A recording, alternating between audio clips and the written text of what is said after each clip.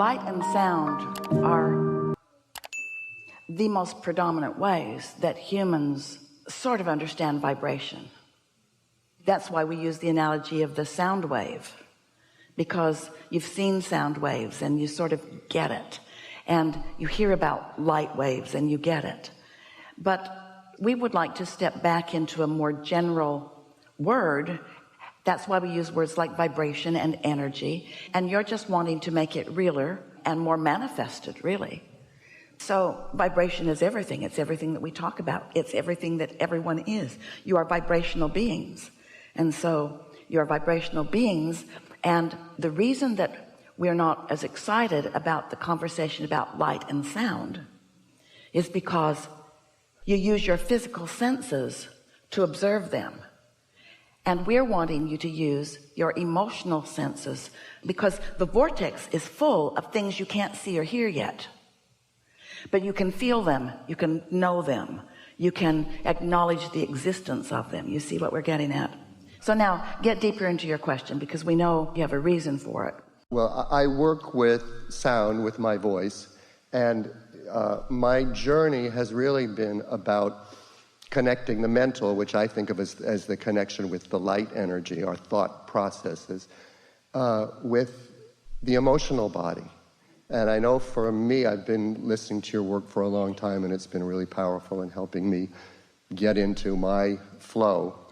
And I find that working too much with the thoughts, trying to think myself, into a better place, can sometimes be helpful. But I find when I get triggered, when I'm angry at someone, or I'm feeling that loneliness or all the stuff you thought about, when I can focus my mental body on the feeling and change the story about the reason that we are nitpicking just a little bit is because you didn't ask us how we felt about feeling. You asked us how we felt about the vibration of light and sound. But what you are getting at, you are exactly where we are in this evolving message of deliberate creation, because most people have calibrated to a situation. And it's like you were just describing, when you feel angry or frustrated about something and you want to solve the problem, so you give your attention to it. You don't solve the problem, you calibrate to the problem, and since it's attraction, then you attract more things like it around you until you have more and more of an experience of that. And so what you're describing is exactly what we're talking about. It's withdrawing from that situation, which is only going to get bigger, and instead going to a more general place. So here's the exercise that we've been offering to Esther. She's been playing with this for a few weeks now. She'll take her notebook, one that opens softly and nicely, and on the left side of the page she will write a very brief description of a situation that has caused her to feel some negative emotion.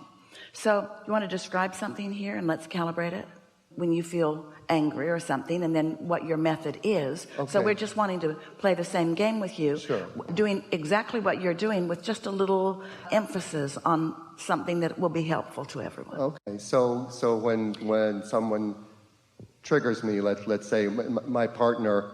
So this is good. These are good words. Triggers me. Right. We calibrated together. We rendezvoused on something where we activated in each other something that we're now having an experience. So we've triggered it in each other, and we've both left our inner beings completely out of it, because we've calibrated to this.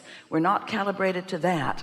Want to calibrate to that, can't do both. We're calibrated to this, and it was easy to do because it's a situation right here in our faces.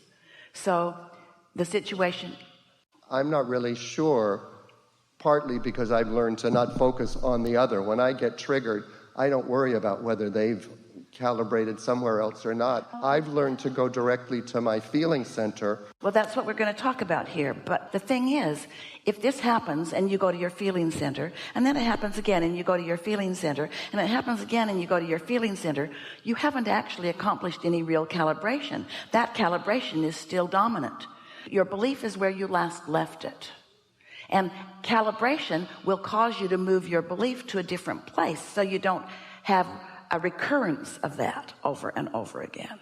Well, what I've found is when I can go to the feeling center, counteracting my story about the feeling, forget about the person that's triggered me, and to say, what if this feeling isn't bad? It's just what's happening now, and it has information for me. Let's do this. Let's do it our way, just for a moment. Because I'm here for you, and I paid for this thing, so I might as well listen. There's no big difference between what we're talking about, but this is a process that you will recognize that it is, in essence, what you're doing. The notebook helps you focus, that's all.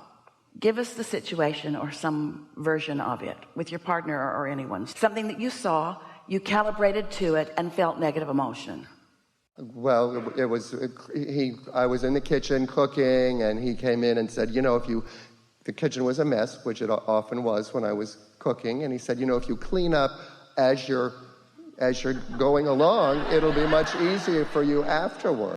Good. So as he says that to you, you feel negative emotion. Now give us some emotional words. I feel chastised. I felt criticized. I felt judged. I feel misunderstood. Right. Those are pretty good words. Put down. I'm not doing it right. Everybody relates to that. So we would write those words on the page. I feel criticized. I feel misunderstood. I feel like I'm right and he isn't. I feel unappreciated. All right, so there it is. Now, focusing on it like that, you're sort of identifying it and calibrating to it. What we really want you to hear is that as you're calibrating to that, I feel unappreciated, there's a wave of appreciation that immediately is launched, which you have no access to. I feel misunderstood. Understanding happens in your vortex, but you're not calibrating to that because you're calibrating to this, and not without reason. We get it. This isn't the first time it's happened. It's the millionth time it's happened.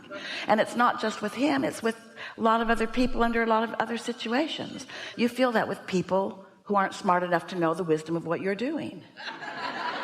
Well, don't you? Aren't you doing it that way because that's the way you do it best? Haven't you found, especially with cooking, we're justifying for you, especially with cooking, that you've got to move fast and you've got your priorities straight and you're doing what really matters. The cleanup can happen later, but the timing of things and the creation of things, you've got all these reasons, and everything that you would say in that situation to your partner, he would meet you with an equivalent why you shouldn't do it that way. So it just gets bigger and messier and bigger and messier, and we're not just talking about the kitchen.